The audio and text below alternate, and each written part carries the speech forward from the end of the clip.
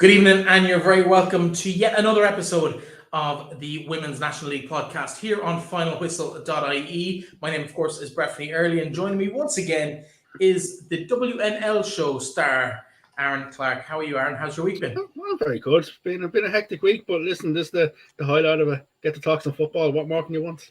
Absolutely. Well, it's going to be a really jam-packed show tonight. We've got some great guests. We're going to speak to Noel King later in the show. Aaron caught up with him after that fabulous victory against Sligo Rovers, or I guess not against Sligo Rovers, we'll talk about that in a few moments, but that fabulous victory against Pimentel at the weekend. 2-0 down in the first half, 3-2 up by half-time. We'll hear from Noel's thoughts on that, and maybe Aaron's thoughts later as well. But we're going to start, in a couple of minutes, we're going to talk to Lisa Murphy of Bohemians, who have been on fine form through the league campaign so far. They've already outpointed themselves from last year's performance. They're looking into a semi-final of the FAI Cup as well in a couple of weeks, and it's been all go. But Aaron, I suppose the game at the weekend, your thoughts on how that went down, a 3-1 victory against Sligo? To be honest with you, you look at Sligo beating Shelbourne the week before and you sort of think they're going to really put it up to Bohs. And Bohs, to their credit, they started blisteringly, and with the 3 goals at half-time, the game was sort of dead and buried. For them, it was a case of just making sure they seen it out, and they'd be extremely disappointed with the second half performance they had. It was a bit lackluster from them. They didn't kick on and probably could have pushed on further. Sligo pulled the goal back, and to Bohs' credit, they'll be just happy to see their names in the semi-final half, because you look at the last couple of years, they beat Athlone in the first round of the cup, then they lose to Cork, and they've never really got a bit of a cup run. Great crowd in Dalymount. The club offered free ice creams just to try and entice people in. So it was a great day for Bohs. Great result, and it just shows a bit of momentum, and it helps. They put the recent loss to Wexford behind them with 2 cracking results: the league result against Shells and then the cup against Sligo. And Seanbourne, Patrick, and Cole will be very happy. Sorry, I didn't hear anything you just said after free ice creams.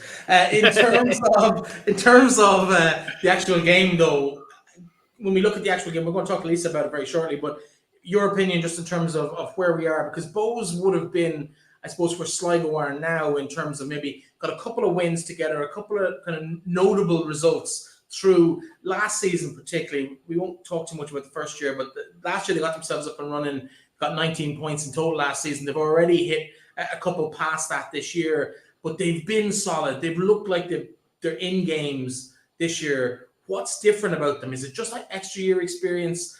Because the players they brought in, to a certain extent, haven't played that much. Sinead Taylor's been on the injured list for the last few weeks. Katie Bird has also missed a bit of game time as well. Ciara Maher missed a bit of time as well. So, like, they haven't had a full influx of players.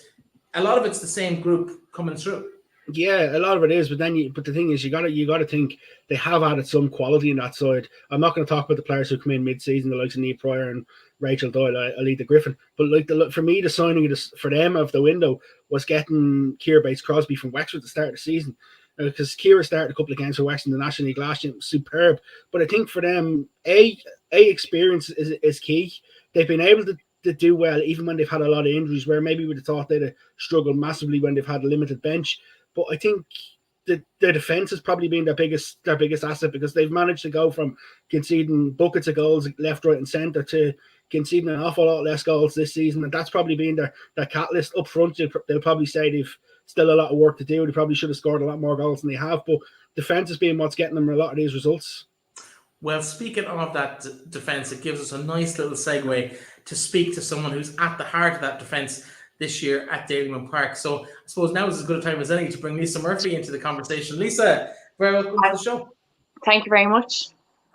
I suppose we might as well start at the most recent outing in a very impressive season so far. Saturday's FAI Cup Quarter Final against Sligo Rovers. Tell us, I suppose, your thoughts on the game and how it went. So my thoughts on the game was, actually a lot of the players were so nervous before the game, because the week before they had just beaten Chelsea, the league champions, so everyone was really nervous. So I was like to them, no, I'm not nervous, but deep down I was really nervous, but I was trying to tell them I wasn't, because if I'm nervous, then they're nervous as well. So I was like to Rachel Kelly, it's your game. If a ball doesn't go behind you, that's it. We're going to win. I was like, it's all about you. But then we came into the game and we just press Abby Brophy on the wing, unbelievable again. And I'm delighted she got her goal. And then that was our game plan, just press. And we knew we could finish the ball, like if we get into the box and get them. And then, so 3 goals in the first half. Very disappointed in the second half. I was extremely disappointed in us because we knew we were better than that. It was like a total different team in the second half. We backed off. We let them come to us when we shouldn't have. But other than that, we were delighted with the win. What's it like playing in Dalymount with, I think I read something upwards of 700 people there watching you, screaming kids. What's it like? It's just unbelievable. The feeling of just them kids looking at you, knowing that's what they want to do. Like, there was a kid there the other day and her mum was doing the face painting. She's never kicked a ball in her life and has come over and was like, I want to join football. And like, it's just that kind of stuff that makes you want to even go. Like, it's the experience of it in itself is just amazing, that you can influence a kid that has never even kicked a football to want to go on a pitch. In itself is just amazing. In terms of, I suppose, the difference between where you were last year and this year, how big a part of Dalymount, how big a part does Dalymount play in that? Because it obviously it's nicer going into a stadium, as good as the amateur league is up on the Oscar Traynor Road. It's not quite the same, is it? Does it give that bit of extra gravitas? So going into Dalymount, I believe, has made the most impacted thing for Bohs in itself, ladies team, because when you go in and play in Dalymount, you're playing against people that are paying, or you're playing like what people are watching you that are paying in, and like you have to perform in front of them. Like, you feel liable for that, like that you should be performing in front of your home fans. And then the fact that you're in a stadium, the pitch, you're in the home of football, like you're in that stadium where legends have played. So when you walk on that pitch, it's like you have to become a better person, because there's no way you're walking off that pitch and you've played a bad game, because you don't want to play a bad game in Dalymount, because every game in Dalymount is like sacred. Well, it's sacred to me anyway. Every time I walk on that pitch, I don't want to come off that pitch if I'm a loser. It's just, you want, where legends have played, you want to be one of those. Like, you sound like a promotional video. Breifne, just in terms of, like, to back up Lisa's point, like, I went to Shell's games last year, and when they're in the Oscar Traynor, and you're looking, there's nobody there, but yet they're in Dalymount, and you see kids there, families there, people who you may never have seen at a women's national league game. All of a sudden they're coming out, the flags are out, you've got they're walking out of the tunnel, you've got the little kids waving the post flags, things like that. And it's small little things I think the girls now appreciate, because you even see with the other clubs that played in the National League stadiums, music coming out onto the pitch. You know, it's the small little things, and I think that sort of helps with the women's teams to bring them on if they feel they're valued in that sort of circumstance. Well, absolutely, and I just jump in on that. I think having the facilities there, you've got the bars, you've got the shop. I'm not sure if they open if there's a chip van or not there on the night, but there's plenty of opportunities to bring the kids. You can sit down, you can relax, you can have a bit of space in the stadium. It's so much better to have those facilities, and I can only see it as a positive for the league going forward, to be able to kind of use those kind of facilities. I know there's talk of Shelbourne Rovers coming in next year. If that's based in Tala, that's going to be a game changer again for the club. In terms of the actual football, though, Lisa, this year, some new faces. We mentioned a couple of them in the introduction of yourself in the dressing room this year. What is it about Bohs that is now attracting players from rival clubs, whether they're Wexford or DLR? You've signed players from in recent weeks and months. I think a big part of it is they can see we're competitive now. So you don't want to come to a club that isn't performing. Like, that's the last place you want to go, isn't it? And especially you don't want to sit on a bench with a team that's not performing, because you still have to get into the team. In Bohs, it's not, you come and you walk into the pitch. And I think a few of the girls have now realised that they actually have to work to get on that pitch, and then you have to keep the jersey. Like with Sean and Pat, it's you're borrowing the jersey and you have to give it back. Like, and for you to keep that jersey, you have to compete, like you have to be competitive, and I think that's probably the major part where they want to come now. And Pat and Sean are very fair. If you are performing every single week, you're going to keep your jersey, and I think that's a big thing with some of the girls that have come, that they know if they perform, they're going to keep their jersey. I think that's a very valid point, and I think from your look at the likes of Bows, like even for yourself, you've moved positions this year because of maybe players not necessarily being there to fulfill them, and like I think you've come in at the centre half and you've just looked so reassured, even because you've had different people play with you throughout the season, and it seems to be the likes of yourself and Rachel Kelly are the two rocks at the back. How do you adapt? You know, when you're swapping different centre back partners, some weeks you have the same one. How do you adapt to that? I think I have to, so we'll train during the week and I'll kind of figure out who's in centre half with me or whatever, and then I'll adapt to them because they know how I play, so they're kind of like going by how I play. But every centre half that comes in with me are amazing in themselves. Like Katie Lovely, unbelievable. When I had Kira Marr, she was unbelievable too. So the players that are coming in are unbelievable players. So they're going to do a job back there with me anyway. So it doesn't really make a difference when they're coming back because I trust them, and when they're beside me, it's fine. Yeah, of course. It's another trip down the road. Sligo made the journey to Dalymount last week. You make the return journey this week, although it's for league action this time.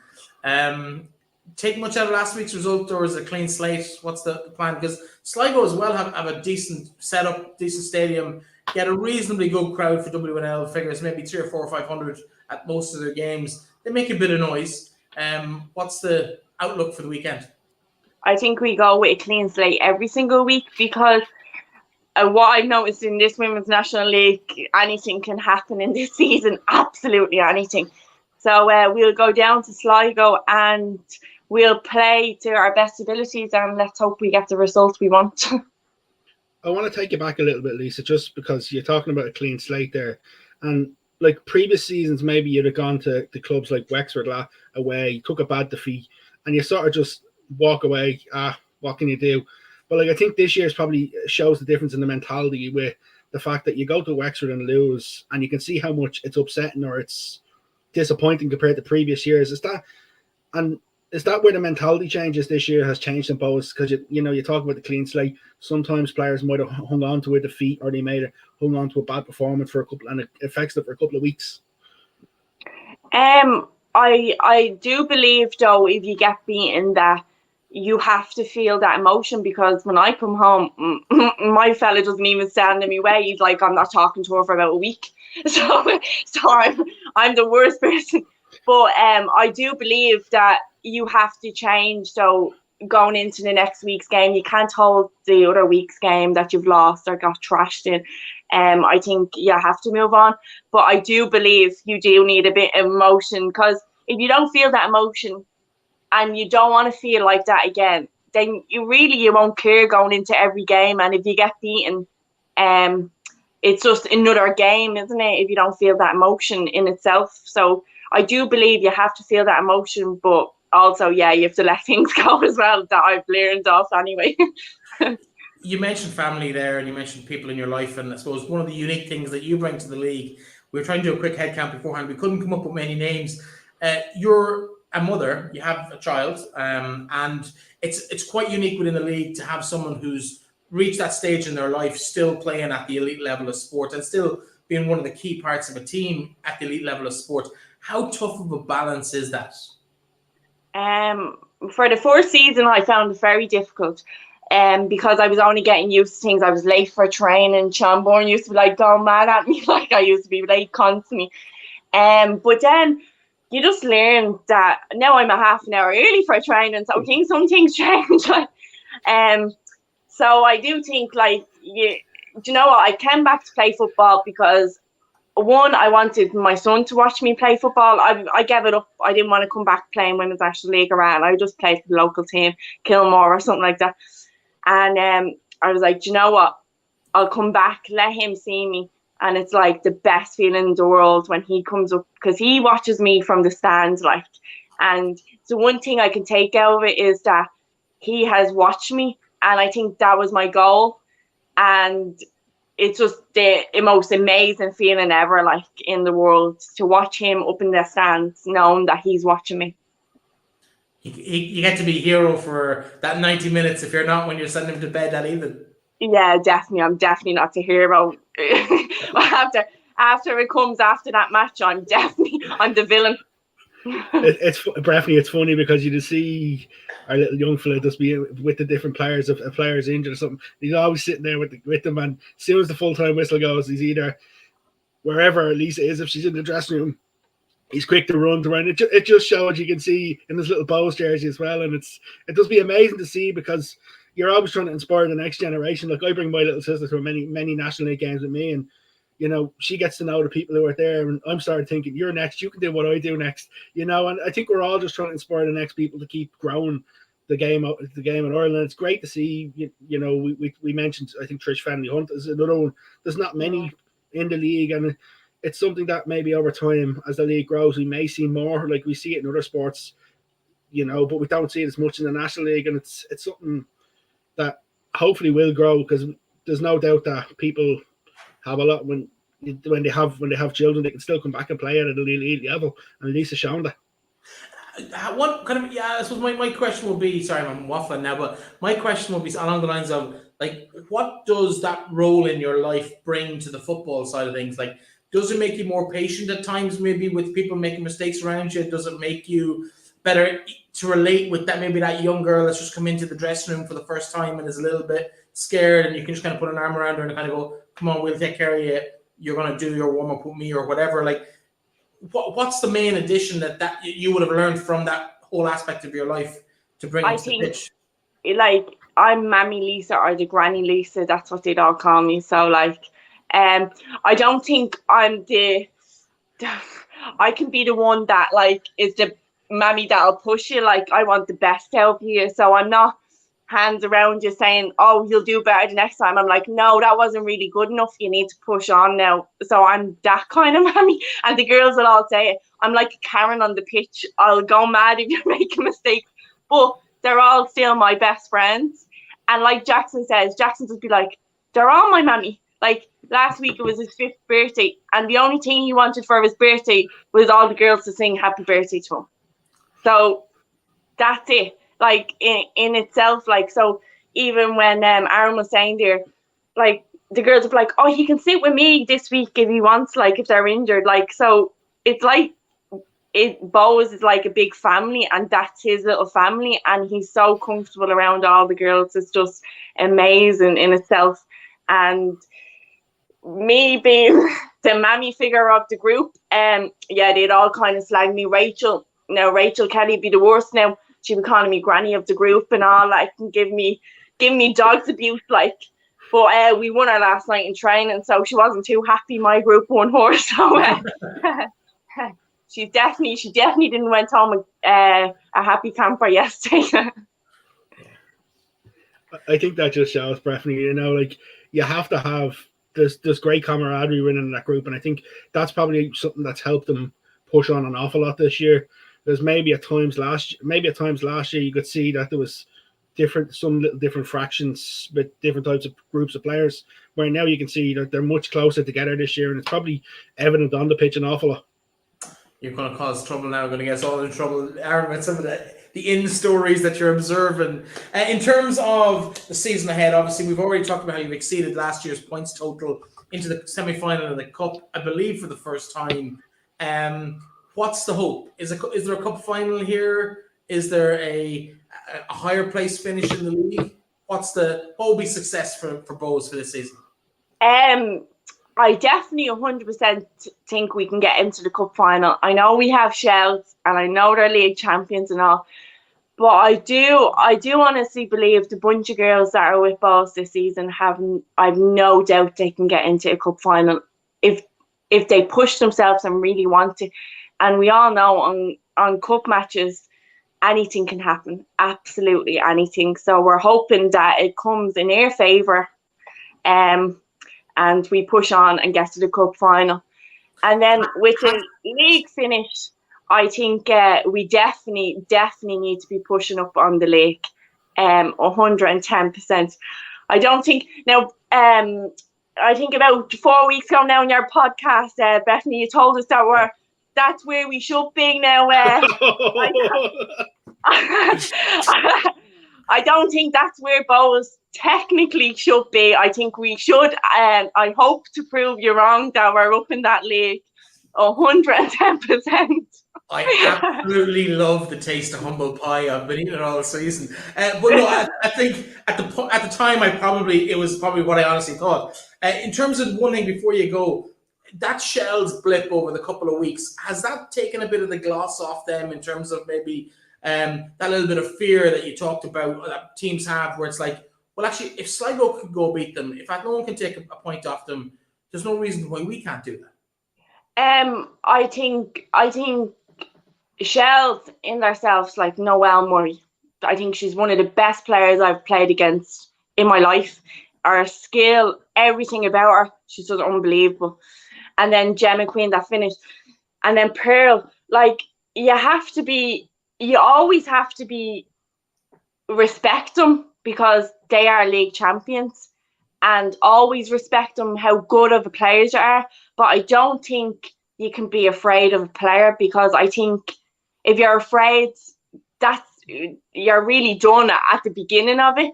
So I do think we will go in and we will respect them, but we won't give them too much respect, because at the end of the day, it's a 90-minute game, and if we push and we keep pushing ourselves, we can do it. That's what I believe.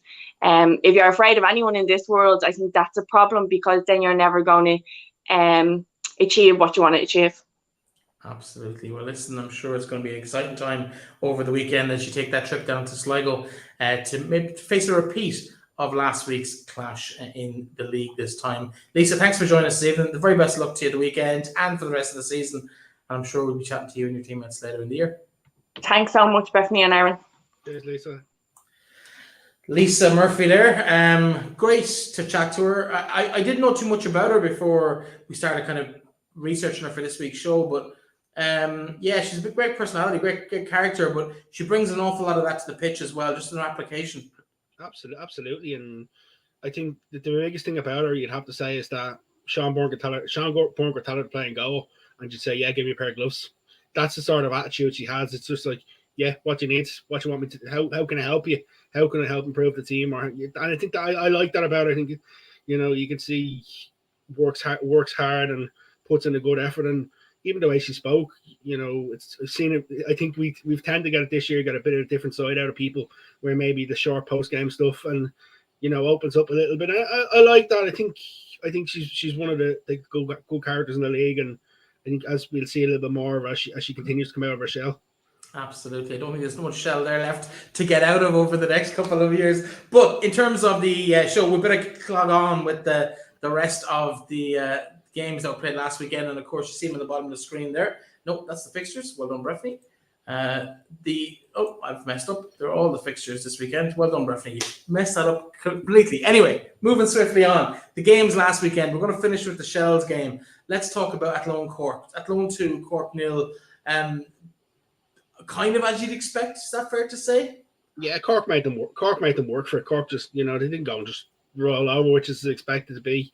But in terms of Athlone, you would have always said going into that, Athlone would have been hefty favourites, and in the end, their bit of additional class ran out for them with a comfortable enough 2-0 win. Tommy Yu will be absolutely delighted with a home semi-final draw in the cup. I think the biggest thing for anybody in the cup at the moment is the likes of them. No disrespect to Bohs. Everybody was saying give us Bohs.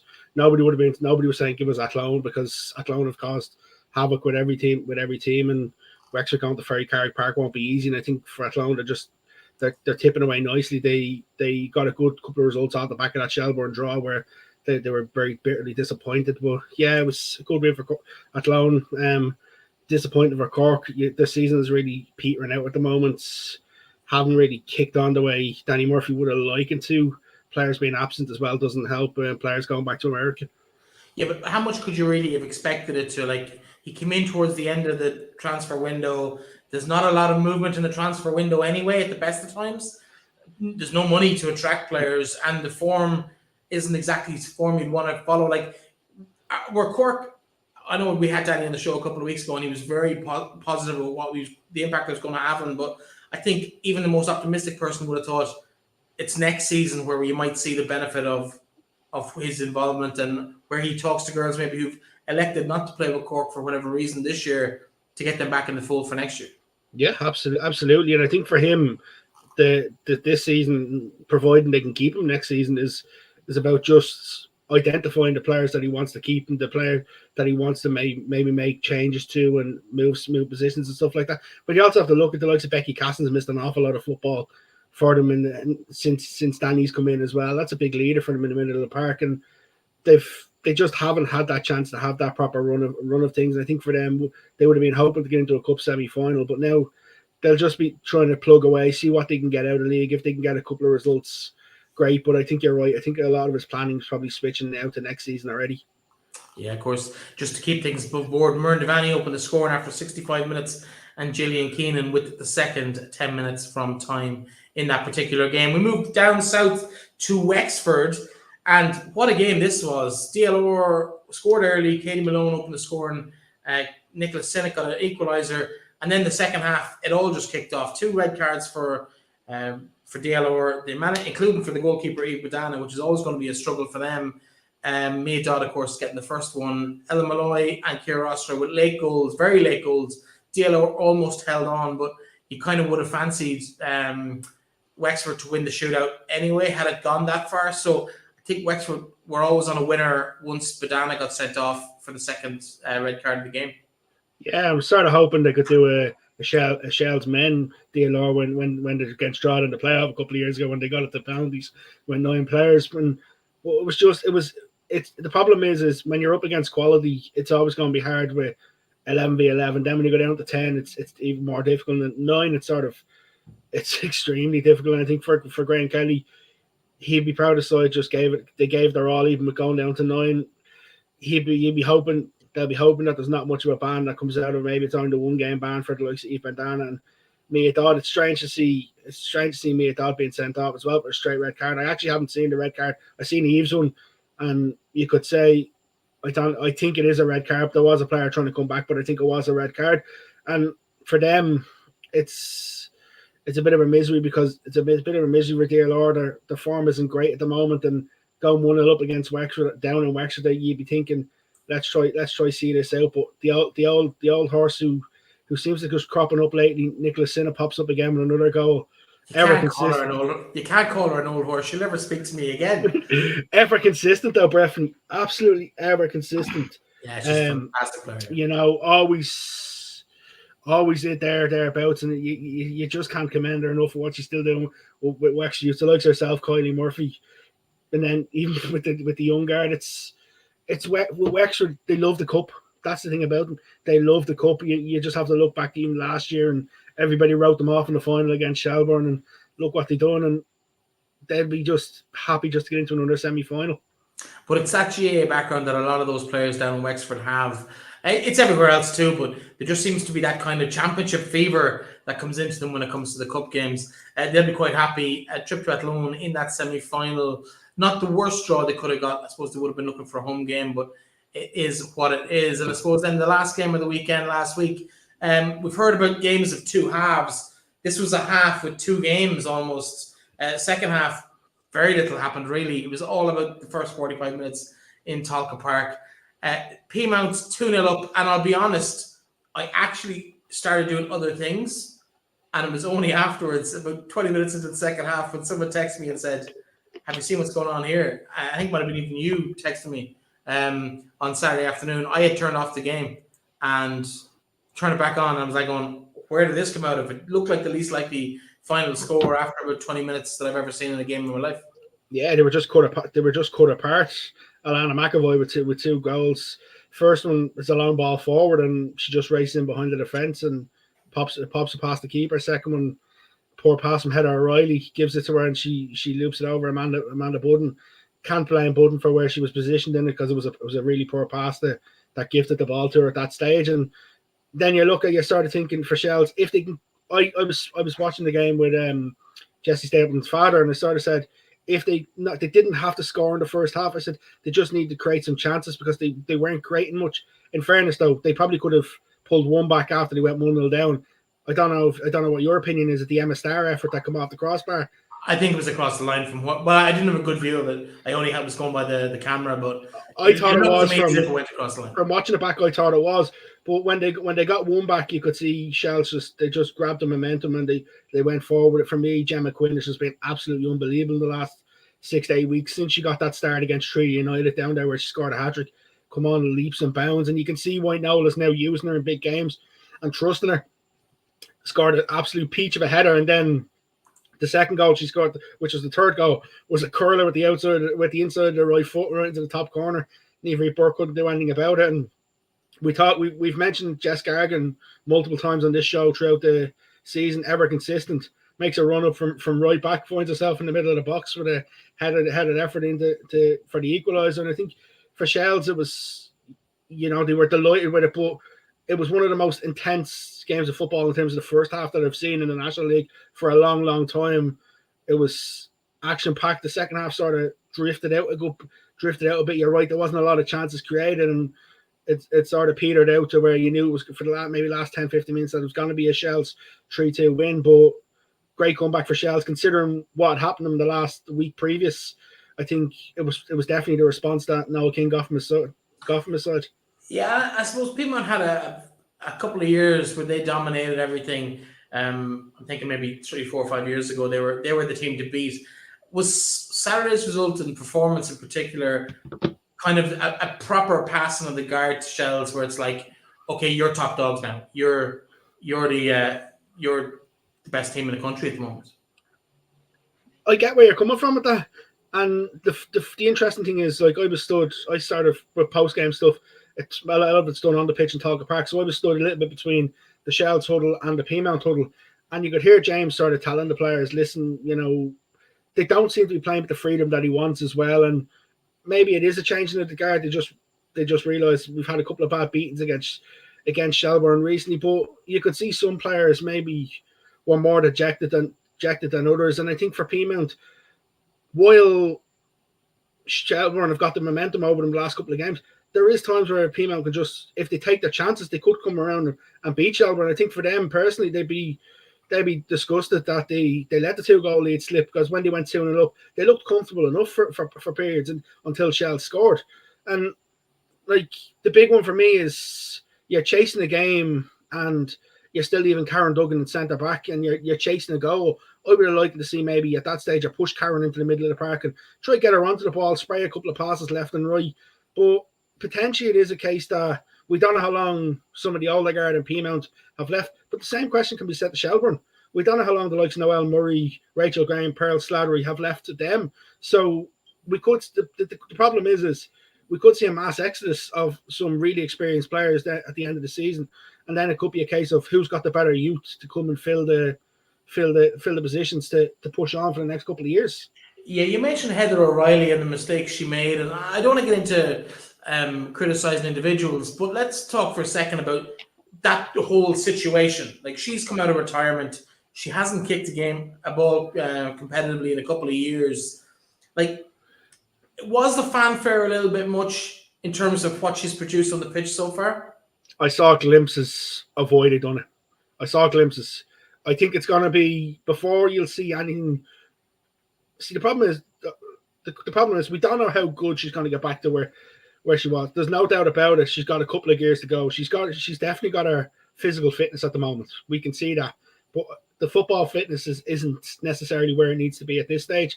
So it's going to take her a couple of weeks. They'd be delighted at the fact they have a game this weekend as well before they had the Champions League to give her more minutes. But there's no doubt she's not as sharp as once was. We all know that. Will she get back there? That's the $1 million question. If she gets back there, Shell's going to have a gem in her hands. If she doesn't, she'll still be a decent National League standard player. And then the fanfare off the pitch, because you look at, they handed out posters at the weekend of Heather OReilly where fans could go and get them signed. To her credit, she stood there with any kid who wanted a photo and an autograph offer after the game, and she seemed to enjoy it, playing with her kids on the pitch as well. So she's having fun, which we could see as well. But it's difficult to assess. It'd be one to maybe assess in a couple of weeks to see what sort of level she's going to be at. Well, that's my next question: is will she be there in a couple of weeks? Like, if Shells don't progress through the Champions League group next week and the week after, is there a chance that Heather might just pack her bag and say thanks for the couple of weeks? It's been great. You made me feel like a star again, and I'm just going to off into the sunset. Like, if she stays to the end of the season, I think it's a great move from Shells. Yeah. If she's gone the week after the European Games, I think it's poor form, particularly given the poor form she's been in. If that makes sense. Do you know what? I think there's some Irish in her somewhere, as far as I know. So I think has to be with Heather OReilly, but I think she may look at spending the couple of months here, and because she seems to be going off. If you look at her social media, going and seeing different things as well in Ireland, and she's letting the kids experience as well. I personally, I hope she is, and I think she's there for the rest of the season rather than just there for Champions League and gone, because it'd be an awful shame if that was the case. But that's what I mean. So it's just a strategy of where's the league going. We're losing a lot of players, good young players. We might talk about it in depth. Maybe we'll get a few guests on to have a chat about it. Maybe one of the later shows in the series. But listen, it is where we are at the moment. But you did catch up with Noel King after the game on Saturday. Do you want to introduce this video? Yeah, he was pleased. You could see the smile on his face. He talked a lot about the underage academy, because there was a photo went on social media where 11 of the players going to the Champions League would have come through the Shells Academy, and you can see he takes pride in the work that Casey McQuillan has done in the last couple of years. Here's Noel. No, 2-0 down after 10 minutes. You must have been thinking, oh no. But what a turnaround on your side. What a turnaround, but strangely enough, I thought we started well. And then to concede 2 early goals against Pimentel, you're saying, oh my God, this is a problem. But it wasn't a problem for the girls. Their character, they were hungry to win. They were talented enough to win it, and they were brilliant. You know, I don't want to single anybody out, but because it was a team performance all the way through. Great result. But even when you do go 2-0 down, you have a chance after the first goal to equalise. Emma Starr comes off the crossbar. Some people say it's over the line. I have, from where we were, not sure, but like even straight away from the kickoff after going 1-0 down, you responded instantly. Yeah, well, I think that's the best thing about it. We have struggled a little bit. I don't know what the word is, but we haven't been firing on full cylinders. And today we were back. We were back the way we had been maybe 3 weeks ago prior to the results that went a little bit against us. So it's a great boost to beat Pimentel like this, and to go another 2 weeks to go to Europe, and hopefully that'll win it. But first of all, we have to do Limerick in the league. Talk to me a little bit about that slump, because you're looking, the first game against Athlone, a late penalty gets back in, and a 0-0 draw against Bow. But even to score twice against Sligo and then be pegged back, that must have been one that you're most disappointed with. Yeah, we weren't playing badly.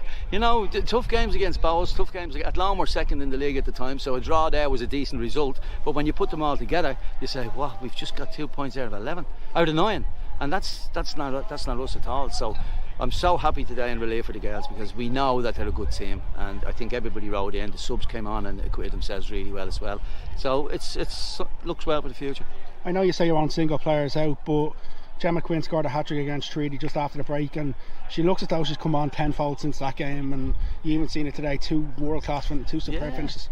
Brilliant, she is brilliant. She's come as a, not rock, I know Gemma all my life actually. I know her when she was a young girl, a great character, to do or die. She leads by example, and I think her enthusiasm and determination rubs off on the group, and now she's starting to score goals. So it's great for her. I'm delighted for her. She took a chance to come from her comfort zone, if you like, in Killester, and she's come and done the business, and she's full height of respect for her. This season we've seen, maybe compared to last year, where a lot more youth has got a lot more chances in big games, big times in particular, and you must be impressed with how some of the young players who have come on. they're going to learn. You know, a lot of young kids again come on, 16, come on, Leah, Aoife, and didn't look out of place. And you know, to show the confidence in them, because this is a match we're running out of steam. And I think we on the bench, Joey and Kieran, we had a chat, and we showed confidence to bring them on, and they delivered. And that's how they'll progress. Really good talent. The academy has done amazing work there. So you know, the future looks really, really good. Casey in the academy course is ruling the roost there. Seen a picture there midweek. 11 players of your squad that'll go to the Champions League have all come through the Shelbourne Academy. Like we see when National League players tend to come from different clubs, but to have nearly almost 50% of your squad coming through the academy it's a massive achievement. It's a massive achievement. The club deserves respect, and Casey McQuillan deserves the height of congratulations over, as do all these coaches. It just doesn't happen with one person, as you know. It's like it's just one after the other coming in and raising the standards and raising the challenges. Cup semi-final to look forward to. We don't know the other two teams in the group in the semi-final yet. Bows got there with a win earlier, but you'll take anybody in the draw. You'll probably just be looking for a home draw. Well, Pimentel aren't in it. They probably paired us against Wexford now, but sure, we'll see where it goes. It's great to be there, and we'll deal with that in our own time when it comes. Well, he's looking forward to dealing with that in his own time, as he says himself. Your thoughts on the draw? He mentioned it briefly there. He predicted Wexford, didn't quite materialise like that though. No, it didn't. And normally it's a case that they have to go through a couple of difficult ones. And yeah, it's. I think whoever was going to get anybody at that stage in the cup, the way things have gone this season, Breifne, nobody can fear nobody. Bows went to Shells recently, got a point. Athlone haven't picked up a result against Wexford yet, but they've pushed and been close a couple of times, late goals. So I think it's going to be hard to call semi-finals. The fact that they're a good couple of weeks away, there's international football, there's a couple in between, and I think it's just going to be whichever sides go in with a bit of momentum will put themselves in the firm driving seat for them semi-finals. Absolutely. Well, of course, momentum is what it's all about. And if we take a quick look at the league table as it stands at the moment, Shell's currently top of that by 5 points from Wexford, although they do have a game more played. Athlone 1 point behind, with Pimentel 3 points behind Athlone. And then again, we're looking at that kind of almost step, 3 or 4 point step between every single team, all the way down to Sligo Rovers in 8th place. So there's kind of a nice kind of structure and a ranking there that's really kind of panned out across the season. But as we look to that, obviously we're going to be looking at the games that have taken place this weekend, which are as follows, and you see them here. I know I tried that before, it didn't work. I'm not going to try it again. I think that is the fixture. I think you just put a vote before, because both are playing. I can call them out to you if you want, Breifne. I'll get them here. I'll just a quick little change, and we can do this on the fly. So they are the fixtures, of course. No, they're not. No, it's Bows and Shells. It's last week. Yeah, that's I have them. This them here. This is the fixtures. I just have results at the start of it. I was just in a rush before we started. But anyway, in terms of the actual game this week, it is kicking off with a couple of repeats of last week's cup fixtures. Sligo and Bows, they'll meet in the showgrounds this time. They've already played there once this season, and it's back to the showgrounds for Bohemians. Shells, they will play Treaty United. Both those games kick off at 2 p.m, while DLR Waves and Pimentel will do battle at 4. Cork City and Athlone, that's another repeat of the cup game last week. Again, reversed. It's down in Cork this time in Turner's Cross at 5 p.m, while the big one of the weekend is Galway against Wexford, and that's live on TG Car just after 7:30 on Saturday evening. Your pick for game of the week? Probably the two games of the DLR Waves and Pimentel, and then the Galway and Wexford game. For me, if it was to pick one, probably will be Galway Wexford. Late start Saturday evening. It'll be a very good encounter. I suspect it'll be nip and tuck between them. The only concern is Galway being at home, and these sort of games I don't tend to fancy them at home. They're looking to get a big crowd. They put a lot of advertising in it with the TG Car cameras there as well. I think Galway have a decent record on TG Car as well, which helps, and they'll be looking to try and extend that. But Wexford should come out on top, and I think that's probably my game of the weekend. The DLR Pimentel one is interesting, because if DLR don't get a result and Bows do, Bows will leapfrog them. Although they will have the game in hand, DLR Waves, that'll be the first time in a long time this season that Bows have got ahead of them, and that speaks volume about the momentum that Bows have at the moment. For DLR, it's a bit of draw or lose lately. It's not many wins in the last 6 league games. Yeah, DLR finished 20 points clear of Bows last year in last year's league table. And now, as you said, depending on how results go next week, Bows could be a point ahead at the end of play on Saturday evening. And that kind of speaks volumes about maybe both teams in terms of where they've been and how they've gone this year. It just hasn't really worked for DLR. And I was tipping them for big things at the start of the season. But if you also look at the fact, though, Breifne, if Wexford is successful against Galway on Saturday and Bows win, Bows will be 3 points behind Galway. That closed that gap massively as well, and that just shows you how much they've come on. And the cup win against Galway, while Galway had a lot of chances in previous years, but Bows wouldn't have done that. Like games against Pimentel, they'd have been when they're 1-0 up in PRL Park. These last season before, they concede 2 or 3 late goals and they lose 3-1. That's the difference this year to them. And I think other teams around them, like we've talked a bit about Sligo last week, and Sligo being good at home, maybe away from home they haven't been as good. But like they've beat Shells and Wexford in showgrounds as well, which just shows. And it's one of them that any result this weekend could surprise us. The only one that I would say that won't probably surprise us, Shells will win comfortably against Treaty United. But every other result, anything can happen in the games. That's the fun of the National League.